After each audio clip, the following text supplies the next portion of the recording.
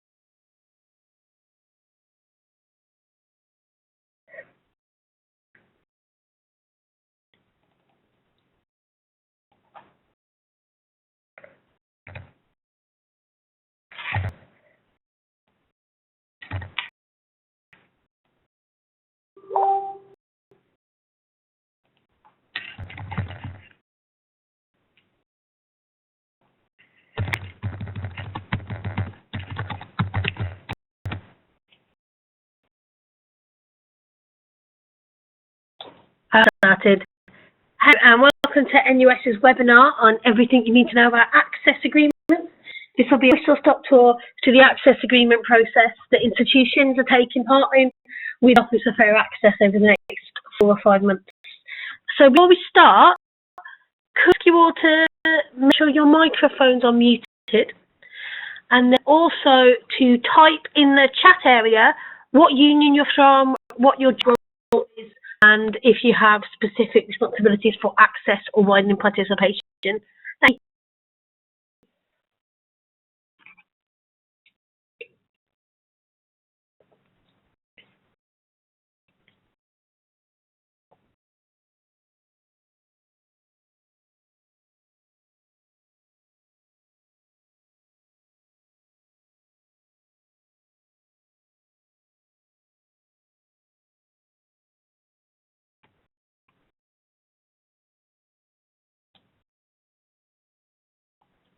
So, if you're union you're from, what your role is, and if you have specific responsibilities for access or widening participation.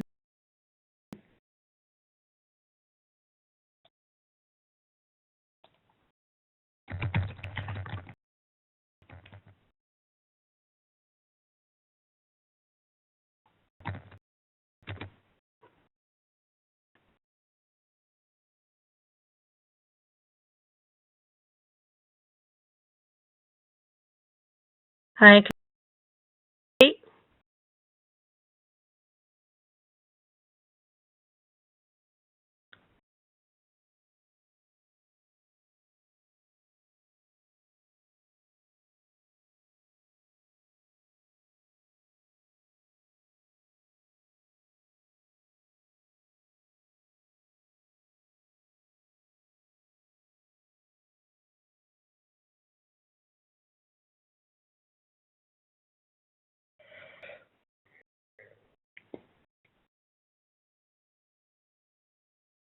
Mix of people from over, quite a couple of Russell groups, but also. So as we go through the webinar, there's a one-size-fits-all approach to this, but rather the values and structures that sit around access and widening participation. And so I'll start to try and tease out some of the things that might be specific to your institution, but then it is for you to feed in, albeit by typing. Just giving you an overview of the webinar. What we cover is what access is anyway, how institutions work on access and widening participation, and how student unions should be getting involved. Anyway, participation and widening participation initiatives recognise that the current education system does not provide fair opportunities and chances. There are several factors that impact upon this. Number one overarching factor is class and socioeconomic background, and many studies into widening participation, into university achievement and into university attainment have shown that it really is this is the fundamental factor that underpins a lot of access work.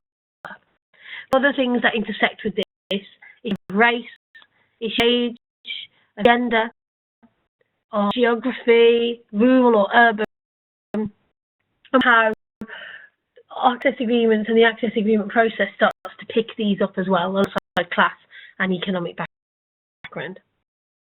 So the education system is built on the same unequal structures as society. Participation work recognises education still functions on structural disadvantages. Now, in order to make education and indeed society more inclusive, education institutions must change to fit learners rather than learners shaped to fit those institutions. 6, this sort of schools we have in the system in the United Kingdom. The big blue box, the dark blue, is schools, and the light blue edge is private schools. That's the entrance to the Russell Group. Although there's one more state school students than the Russell Group students, we'll find that 17% of all Russell Group entrants come from private schools. Clearly points to an inequality with the education system.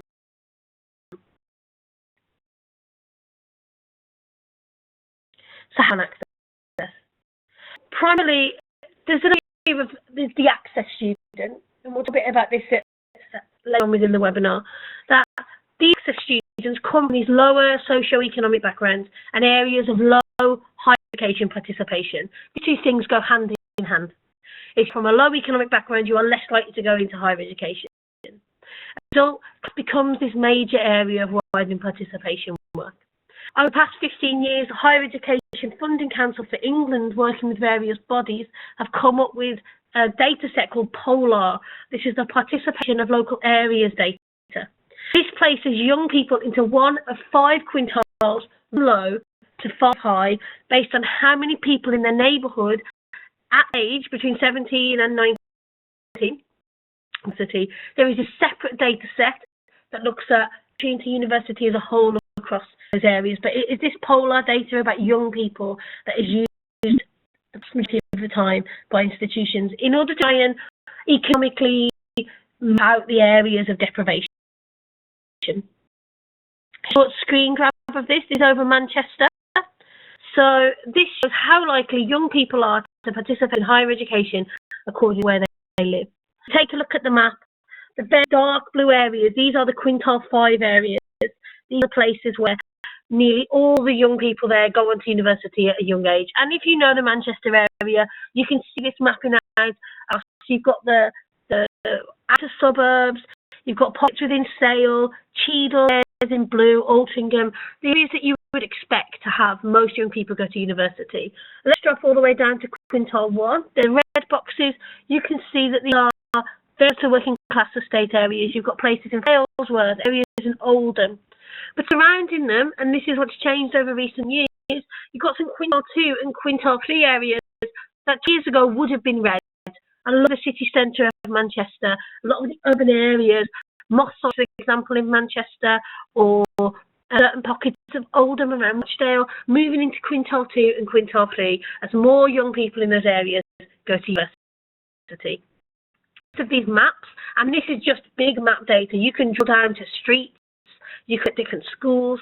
The purpose is to try and target the type of work that we undertake, to make sure that when outreach activities are happening, or when we're looking at profiling over periods of time, changes within university entrance, attendance, attainment, and then success onwards, that start to see a picture of what's changing according to what interventions are happening. So the first thing to really bear in mind is any access work that you do, you're not going to start to see the impacts of it really, or be able to evidence the impacts of it anyway, for perhaps 20 years down the road. This is long-term work that is being undertaken. With higher education, we began by talking about access. We started talking about getting people into the door, outreach work, changing the profile of institutions. As work took speed, it realised that access encompassed far more than just that time before higher education. And it isn't just about getting people in the door, but making sure they stay there, making sure they survive, thrive, and equal opportunities as they move out of the education system as well. So a number of institutions use an education life cycle model, and there's a composite of lots of them, and most of your institutions will make use of something very similar. You've got the first period, that time before higher education. This could be school, college, or older students who are out in work, or a combination of these different pathways. It also include things like experiencing care, or not being within the mainstream schooling system. There's things that can impact on your ability to move into further education and then consequently higher education. Application and admissions period is everything from the point at which a young person goes, actually, I think I want to go to university, all the way until the first time they place the foot on the door of that institution as they start. This includes applying to university, this includes the interview process, and all of the processes that happen around there that, as a lot of research shows, also replicate some of the structural inequalities in society. The period, and this is pretty new, to tease out of what you might call retention work, and I'll talk about that in a bit, it's the induction and welcome period. Institutions, there's 1 or 2 weeks. This is that point at which you start university and feel like you are involved in your education and that you're ready to start taking that journey. Others look at the entire first year of being at university. Very solid research done by the Higher Education Academy called What Works, that looks at retention and success while at university, and it talks about that the number one indicator, regardless of what your societal disadvantages are, of whether you're going to survive, thrive and get the most out of university, is your sense of fitting in. And welcome becomes very important. I mean, the change over the past few years of institutions wondering how do you take a student and as I mentioned before, shape them for this institution, and realising actually the role of that induction and welcome is how do you take your students and shape the institution to fit them? How do you change your educational processes and practices? And then this final box, of course, it's 9, this moves on into employment and responsibility post-graduation.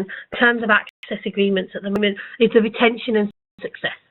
How students survive and thrive post-induction and welcome, how successful they are, and then planning their next steps, whether that's postgraduate study, work, all of those things. This retention and success area is where you might start to position things like attainment gap work, which we can talk about in a little moment.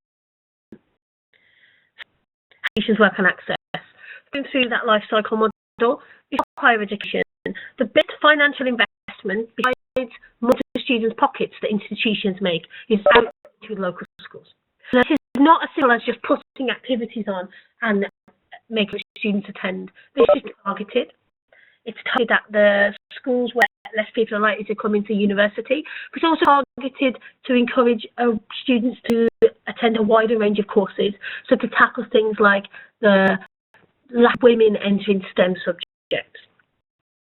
Work happens across many years. You'll find that Sam here is from Manchester. The universities of Manchester, including Manchester Metropolitan, Manchester, and Point Salford and Bolton, and some of the universities that aren't within the city of Manchester, work together on the Manchester Higher scheme. So instead of being universities going out and undertaking marketing initiatives, what they're doing is coming together in order to make sure that their work is coordinated, maps across the whole city, and involves working with their student unions as well. Outreach can be really detailed programs, so access programs where students sign up. We've got, as an institution we'll call, and I'll put quote marks around this potential. Students sign up and they will undertake intensive summer courses, they will take weekly classes at the university, and this can lead to things like differential grade offers, where if you achieve throughout that access programme, you're given a lower offer into the institution who's offered you than if you hadn't taken part. But it also includes more light touch things like taster sessions, day on campus, students visiting local schools. The initiatives that you'll find that institutions undertake is the applications and admissions process. So this is back to the summer schools, but this time this is people they're pretty sure are going to either come to their institution or benefit from that work in order to go to another institution. The groups do a lot of these summer school works, and they started to recognise each other's schemes in order to offer these different grades. You've got things like application workshops that institutions offer so that students can get support to ensure that their application is on a par with students who have more social options. So some research has been taken into things like personal statement, which there's a real class divide between who's able to put what on their personal statement, how they're written, who can afford support from tutors in order to make sure that they really articulate the experience they've had. As you know, 16 medium-term study schemes that I mentioned before, and then you've got the contextual admissions process that I've also touched upon.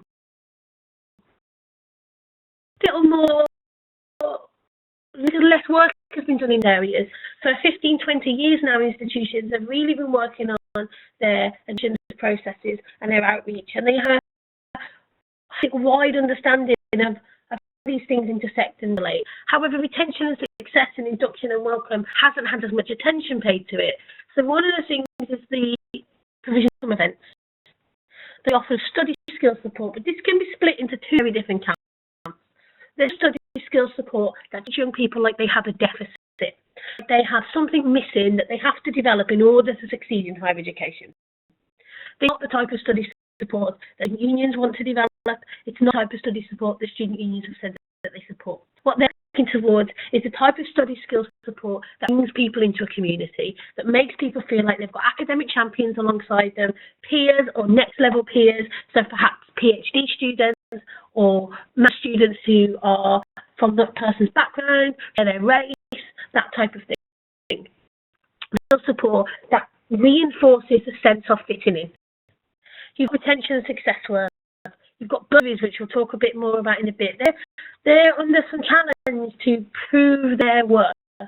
And this will be a particular challenge for students who are at Russell Group institutions, where Russell Group has traditionally given quite generous bursary packages where The push from offer is to push this money into outreach work, and we can talk about some of the work that NUS has been doing around that in a bit. There's also study programs, look of things where students are supported to expand the range of areas that they might take modules in, to think of next steps, to replicate some of the support systems that students from more elite backgrounds might get within the education system. Let's talk about your institutional process. We've talked a bit about some of the provision that's offered. We've talked about the underpinning logic. Most institutions work on access all year round. They do not just pick up access around the access agreement process. And if you want to know what your institutions are doing all year round and what they do on access, the place to start is your institution's access agreement. It would tell out the different levels at which this is discussed strategically and operationally within your institution. The operational level, you will find some form of widening participation group. They consist of university access lead, key practitioners, and departmental heads. This will meet 3 or 4 times a year. It will discuss the kind of work that's happening across the institution. It will look at how it can replicate practice across different areas and learn from one another. And it will develop a institutional approach towards access. Then have your senior management group. This is widening participation oversight. This will probably include your head of teaching and learning, if you've got a head of social responsibility, director level roles, and that will meet 2, maybe 3 times a year. It will link into your institution or senate or governing body, and then do strategic oversight. This is where the widening participation group will report its findings, recommendations. The sure is that your union has representation on every single level of access within the institution. Management group, then you're looking at your officer lead for access. That could be your president, it could be your education officer. In some unions it's a welfare officer, it's liberation officers. This is specific in that your union. At the widening participation group, you're going to make sure that the student representation there as well. Again, this will probably be an officer level, but it's got a really developed access program within your institution. You might elect an access committee, might be the head of that. You will find that widening participation starts to make itself felt across the institution. So you make sure your course reps are supported to talk about WP when in those areas. You want to make sure that there's a whole union understanding of the places in which widening participation and access are brought up at the institutional level. So I would recommend mapping out your institution process, identifying where the union can be represented there, and then ensuring that your union has that representation. And that is written into your access agreements as well. In access agreement, there's key dates that run every single year. This process repeats pretty much the same with small tweaks, small changes. This year it's slightly later, but we're to be expecting that because of the green paper. So the process repeats annually. In December 2015, your institution returned to the Higher Education Funding Council of England their student funding returns. These are access-related measures such as the very ends of the Student Opportunity Fund, which is being phased out now, and their widening participation strategic statements. In January, they returned their monitoring returns, that should say 15-16, sorry, for 15-16 access agreements to offer, and the 17 to 18 access agreement guidance was released. And noon on the 27th of April, they will deliver their institutional access agreement for 17 and 18 to offer. So the key area of work for your student union is engaging with this institutional access agreement. That's not saying that the access agreement is the be-all end-all, but that's the tool in order to get you the funding, the resources, and the strategic influences in the institution in order to both oversee, influence, and undertake your own access work. So this should be your first area of priority when developing this access work. Basically, there was a strategic document 2 years ago, the SAS, that laid out, and we'll talk about some of the highlights of that in a minute, that laid out how access should work for the next 10 years. This is what you will use in order to understand where institutions are moving. This is what your institutions are using. So they're rarely changing. The one thing this year is that institutions were asked to set their kind of data around where access and widening participation should be in 2011, and asked to set them 5 years. So as you can tell, because you can add up, we are now in 2016, and so those numbers have changed drastically. So Alpha have said this year that they expect the institutions to revisit these numbers. So instead of tweaking them slightly, they want some really far-reaching, high-level numbers that show that institutions are stretching themselves for their access access targets. So this is where you could really and get into your access agreement to work out what areas do you want your institution to focus on and where are you going to push them. About these access agreements, and that you should be involved, but what are they? They're which sets out how the institution intends to safeguard and promote fair access to education. They're compulsory for institutions that charge over £6,000 for higher education courses. Approved and monitored by this offer group, the Office for Fair Access. They're put in cycles, so the 2015-16 Access Agreement was delivered in May 2014. The 2016-17 Access Agreement was delivered in April 2015 and 17-18 in April this year. Initiatives for home and EU undergraduate students that are studying between 25% and full time of the course. They cover postgraduate teaching but no other postgraduate provision. Limits of where offers power lie. So these access students are other areas that offer, therefore, institutions, including their access agreement, are students from some ethnic groups or subgroups. And there's been some talk in the press recently about offer adding working class men or white men from disadvantaged backgrounds, as they put it, into target groups in their access agreements. They cover students who are care experienced and disabled students, alongside students who fit into class lines. Landscape that we're looking at.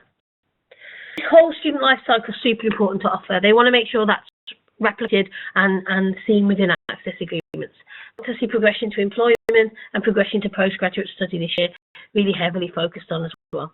Inclusion of equality and diversity, of recognising issues around gender, race and disability, incredibly important to offer, and increasingly LGBT access as well. And then US has produced some research, Education Beyond the Straight and Narrow, that looks at higher education, and then a new payment last year on further education as well. Based approach. Something very hard. This is the reason why outreach is doing so well at the moment and get so much funding. Is it's been going for so long, you can kind of evidence it. Some of the work that we do is gather that evidence in a way that offer understanding it, which often they're looking for quantitative and not qualitative evidence. That'd be quite hard. So having those conversations with your institution is very important. There's a specific focus on part-time and mature students. We've seen part-time and mature students absolutely crumble under the new fee regime. So to see that that's reflected and work is done to redress that within access agreements. They put incredible incentives for collaboration. They want to see institutions working together. They want to challenge this idea that access work is marketing work. And really key, very important, they expect institutions to at least consult, if not work in full partnership with their student union. They heavily coded out into the data. They put places for EdWest and student unions at all of their national conferences. Often are very keen to see partnership work include student unions. Institutions' latest access agreement here, www.offer.org.uk/access agreements. So if you haven't already, look through it. Is mention of your student union? If so, what does it say? And do you recognise relationships described?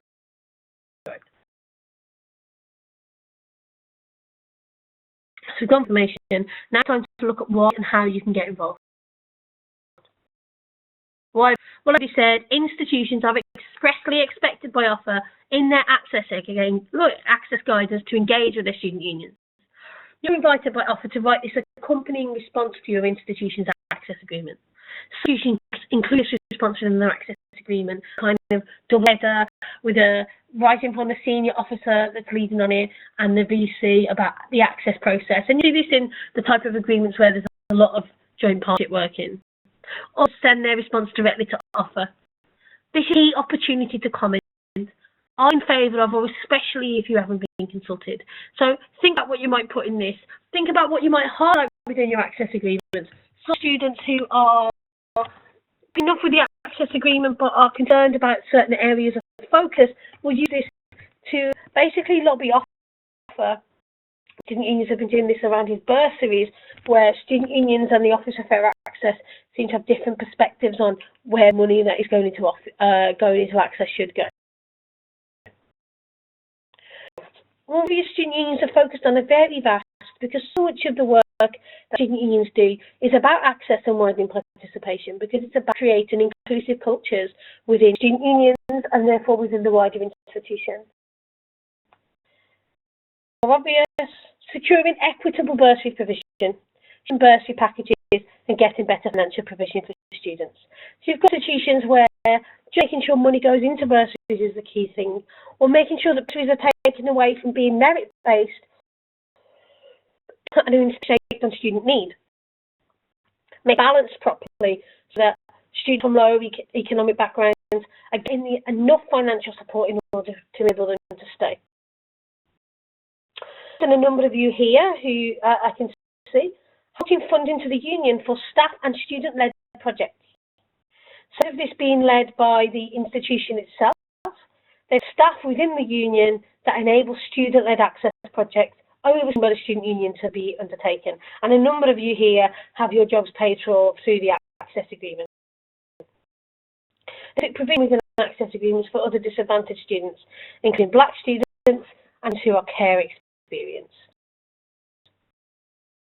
Are doing outreach work. They run outreach programs in local schools, colleges and communities. Targeted interventions that were in partnership with the institution, so they replicate work, but they also undertake the kinds of work that the institution can't take. They're student-led. They're more focused on activities a lot of the time, more focused on student life and the culture that students will become part of. They can undertake really quick turnarounds on projects, where institutions, as I'm sure you all know, you work with them and alongside them, can often be slow to act. Unions move very quickly, so a student can come with an idea on a Monday, and by next Friday, you can be making those links with schools, sending them out and getting that work happening. So smart institutions know that working in partnership with their student union is not a replication of work, but a whole new layer entirely. At summer schools, we've got student institutions that have been having summer schools and then like hiring local entertainment, hiring in local DJs, and then realizing actually they can work in partnership with their student union, they can put the events on in union, which is much more likely where students can hang out than hiring a hall somewhere, and that they can get student societies in, pay student societies equitably, and replicate some of student life for these students on summer schools. So many unions, many more every single year, are receiving funding to deliver this kind of activity. These admissions, you've got students that run next step measuring through the admission process that offer support. But most union activity is tacked into institutions post-16 work rather than discrete. A little bit like the providing the support to the schools, it's about student unions looking at their work that institutions have already taken and saying, where can we add value? Where can we make sure that this is as useful as possible to potential students who are moving through the system? Which says, unions aren't doing much, but not our institutions. Examples include peer-to-peer mentoring work, access to democracy work. I know someone mentioned that they're from Manchester. Manchester did a big project a couple of years ago where their student elections used to have an upper limit that was above the amount of money that the union would pay back. The union would pay back £30 of election spend, but the election candidates could spend up to £200. So I worked with the WP department so any students who were in receipt of bursaries and access funds got that money uplifted. And I know that this year Manchester's also done some work around paying for students' caring responsibilities, ensuring that students who work part-time have got funding. So it might worth a chat with Manchester about how they've done that. And you can see this within their demographics. That's changed drastically who's running for election, who's getting elected, and the peak happening at the student below their sabbatical officers too.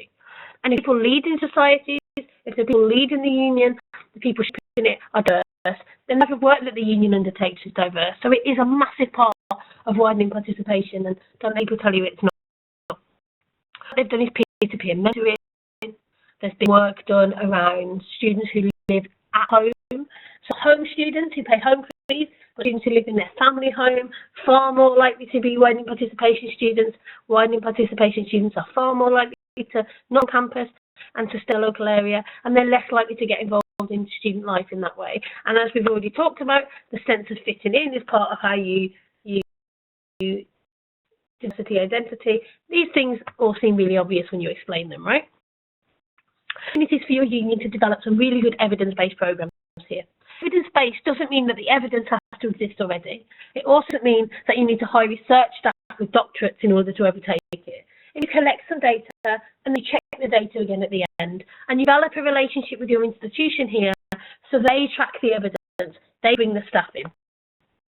It is likely to be highly effective in the areas we know that student unions make the difference between students being part of the institution, stay for the course, fit in, taking the time they need to complete their studies. We know this, but our impacts aren't well understood because we're so busy being operational, so busy developing these programs, finding the time to step back and go, are we making a difference? That's hard. These are the really key areas that if you develop that engagement with your institution, that you can ask your institution to do for you. Agreements for 15-16, this is 15-16, but it's same for 16-17. Budgetary provision has been under threat for the past 2 years. This is on the guidance in both years. We encouraged institutions to move on spend from bursaries and scholarships to infrastructure and activities to support access and student success. The evidence points towards bursaries as an effective model of improving retention and success. However, I haven't completed their research yet, but the research that they were using was not measuring that. The research they were using was looking at, do bursaries affect students' institutional choice?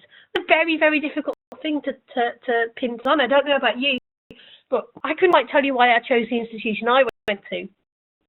But I know a very, very many complicated reasons that would come together in order to mean that I put a pin in a map and say, yes, I'm going there.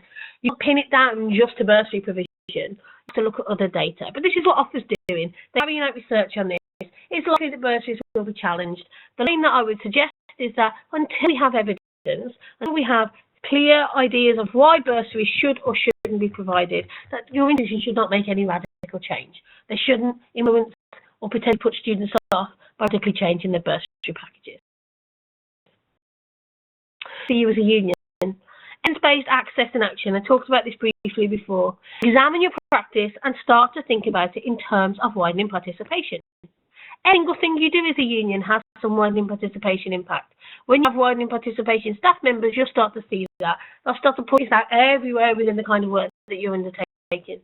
Identify the strengths or the gaps in your engagement. Tackle it. Speak to about funding this work out of their access funding and then examine its impact.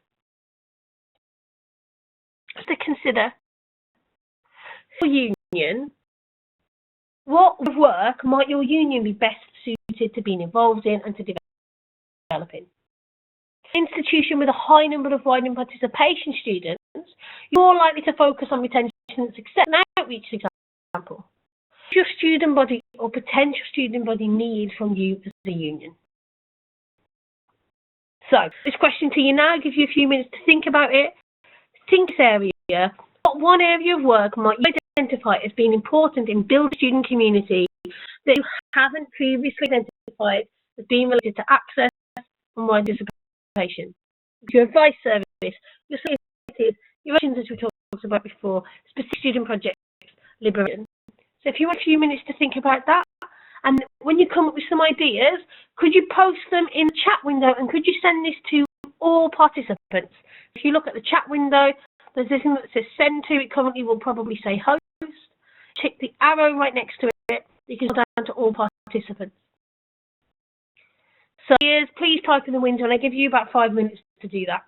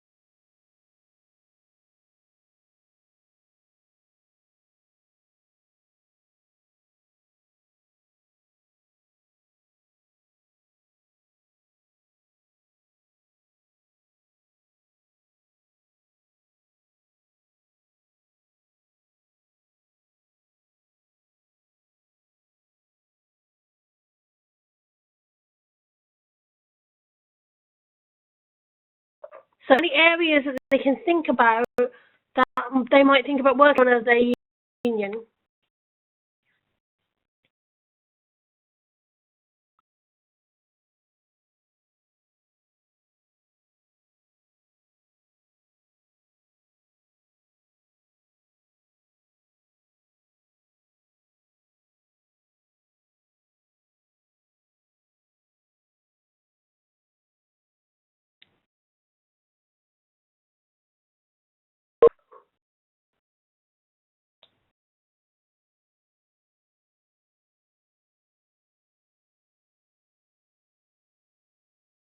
Working on at the moment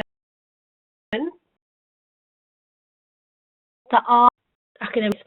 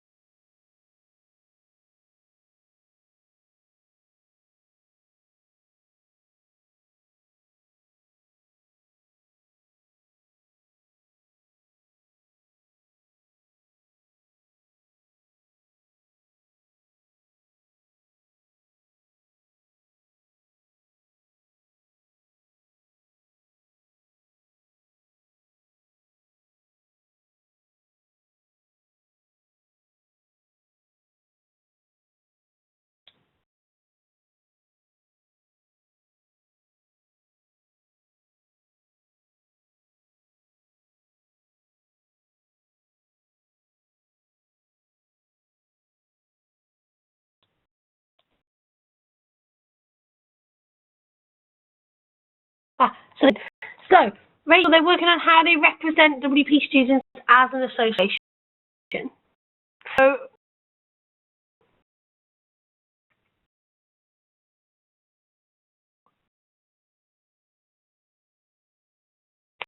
he's from Manchester, that is this, isn't it? Just scroll up. Not retention. Okay, so this is a really big area around that in being supported with by institutions because they don't get it, around this representation of wine in participation students. And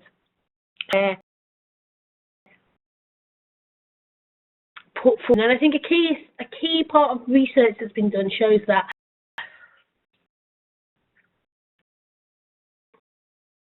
around it. They want to be considered as widening participation students, but then at the same time, you want to be able to target interventions to support them. And whole institutional approaches tend to make a difference. So, for example, if this is a really simple operational one, students that often have services after 5 o'clock at night, their activities, they might have support, but they for those activities or a bar, but they don't offer an advice service. So you can't come in and fill in situation. And then when you start to inquire about that, the answer is it's just a culture. Staff come in at 9 and they finish at 5.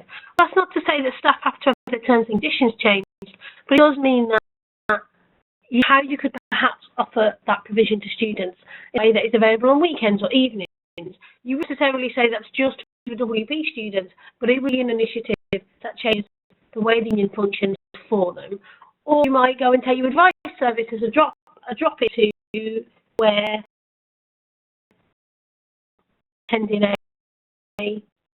lesson in the very beginning of the week. Kind of initiative.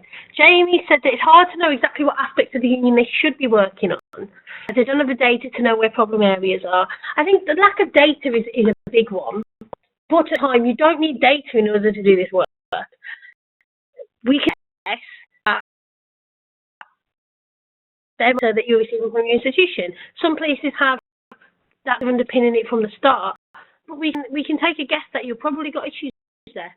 Most institutions, when they start to look at it, don't have that provision, and then you can put things in to make things more inclusive. So what some unions do is speak to their officers, to collect the data from their officers. If you go onto their website, you can download the hefty data from the website, the Polar data, but also different institutions you can just put postcodes in. Get postcodes of your officers at the age of 18. That's really important. It's not where they're living at the moment. It's where they were living when they were 18 years old, even if they're 37, 38, because that's the Polar data that you're working with. That data, and then stick postcodes in and see what Polar group they are. But having the data, it's about doing the type of initiatives that will change things for students. If your elections are super inaccessible, if you're in 10 days and that students are campaigning 24 hours, that the major campaign sites are nightclubs, you know that's going to be open to some students and others. Ask them what they found to be an issue. Start to think of things in terms of accessibility in the general, and you start to move towards access work within the institution. But you're right, it's hard.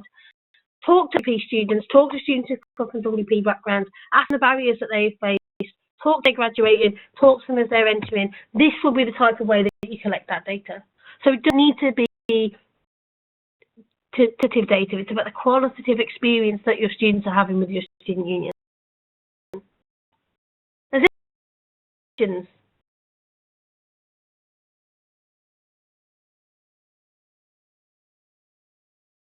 The other thing, when you're widening participation, if you're working on your access agreement, then an email to NUS. If you have questions, drop me an email. It's sarah.kerton@nus.org.uk, because it's a case-by-case basis. But start with your access agreement. I know where you're mentioned or where you're not mentioned. It's super obtuse and you don't really understand what it's saying. It shouldn't be. Challenge that. But to try and tease out some of the information. Focusing, zoning on an area where you think that your union can have an impact and start to chip away at that. And that's all of it. And then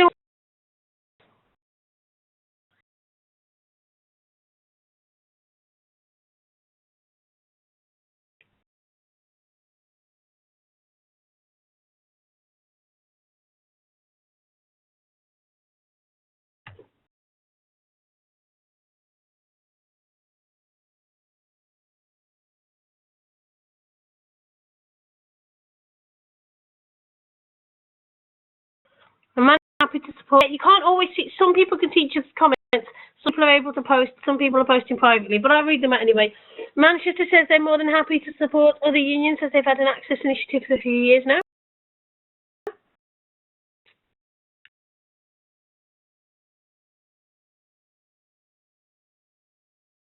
Thing to look at, and some unions have done this in the past, and I think we're looking at this at the moment, for unions to organise some unions getting together to talk about the access work that they might do, and we're more than happy to come along to that, get involved and support that. Just give me more comments.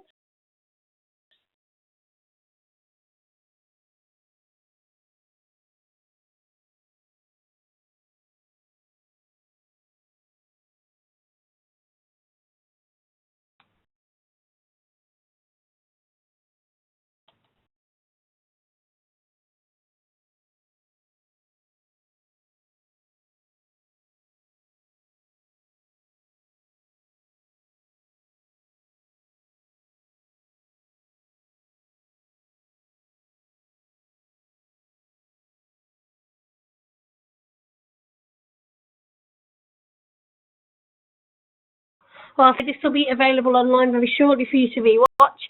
As I said, if you've got any questions, please feel free to drop me an email. It's sarah.kerton@nus.org.uk. And thanks very much for coming today. That's the end of the webinar.